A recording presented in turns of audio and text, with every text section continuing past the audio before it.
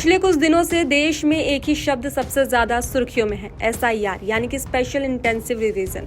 ये वही प्रक्रिया है जिसके तहत हर राज्य में वोटर लिस्ट की पूरी तरह से दोबारा जांच होती है। किसका नाम सही है, कौन कई साल पहले गुजर चुका है, कौन दूसरी जगह शिफ्ट हो गया है, किसने दो जगह वोटर कार्ड बनवा रखा है और किसका नाम गलत तरीके से जुड़ गया है। इन सभी बातों का पता एसआईआर से चलता है। लेकिन इस बार एसआईआर को लेकर माहौल पहले से कहीं ज्यादा गर्म हो गया है। अलग अलग राज्यों में इसे लेकर अलग अलग बयान, आरोप और राजनीतिक प्रतिक्रियाएं सामने आ रही हैं। एक तरफ बीजेपी और चुनाव आयोग इसे सफाई की प्रक्रिया बता रहे हैं, वहीं दूसरी तरफ विपक्ष इसे एनआरसी जैसी कार्रवाई कहकर लोगों को सावधान कर रहा है। तो वहीं पश्चिम बंगाल की मुख्यमंत्री ममता बनर्जी का रवैया शुरू से ही बेहद आक्रामक रहा है। पहले उन्होंने कहा कि बंगाल में एसआईआर नहीं होने देंगे, लेकिन चुनाव आयोग ने बिना रुके प्रक्रिया शुरू कर दी। अब ममता कह रही हैं, हम एक भी वोटर का नाम कटने नहीं देंगे।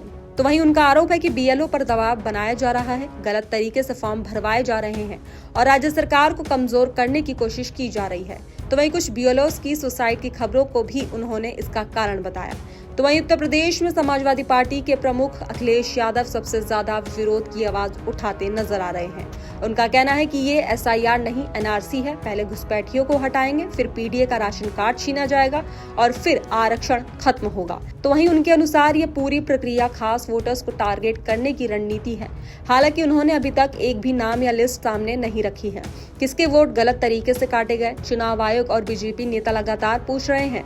अगर नाम गलत हट रहे हैं तो समाजवादी पार्टी का एक भी पोलिंग एजेंट शिकायत क्यों नहीं दे रहा। सबसे चौंकाने वाला आंकड़ा उत्तर प्रदेश से सामने आया है, जहां पर चुनाव आयोग की प्रक्रिया में पता चला कि कुल 2,90,00,000 ऐसे नाम मिले जो वेरिफिकेशन में नहीं मिले। इनमें शामिल है 40 लाख मृत वोटर, 73 लाख ऐसे लोग जो घरों में मिले ही नहीं, 1.27 करोड़ लोग जो दूसरी जगह शिफ्ट हो चुके और 25 से 30 लाख डुप्लीकेट वोटर्स और सबसे आखिर में अवैध विदेशी नागरिक। ये संख्या सबसे कम है। इतनी बड़ी गड़बड़ी देखकर आयोग ने खुद कहा कि हम दोबारा वेरिफिकेशन करेंगे ताकि एक भी सही वोटर का नाम न कटे। तो वहीं इसी वजह से यूपी समेत 6 राज्यों में एसआईआर की समय सीमा 31 दिसंबर तक बढ़ा दी गई है।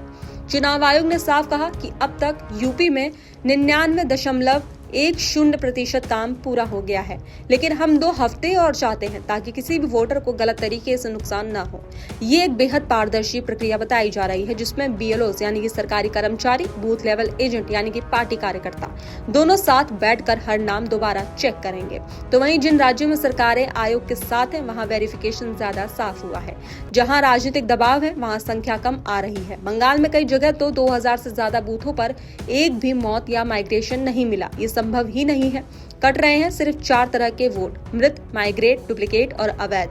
इससे किसी असली नागरिक को कोई नुकसान नहीं। तो वहीं कुछ राज्यों में बॉर्डर्स इलाकों में लोगों के भागने की खबरें सामने आई।